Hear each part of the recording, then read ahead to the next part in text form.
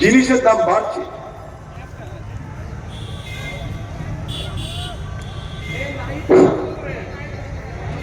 জিনিসের দাম না, লাইট বন্ধ করা যাবে না, লাইটের মাইকটা বন্ধ হয়নি, এখন হচ্ছিল। জিনিসের দাম বাড়ছে, বাজারের দাম বাড়ছে, সংসারের খরচ বাড়ছে, কিন্তু লক্ষ্মীর ভান্ডারের পয়সা বাড়ছে না।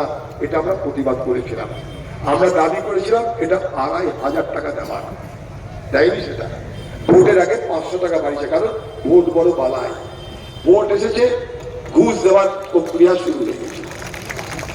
ভোট এসেছে, ঘুষ দিতে হবে।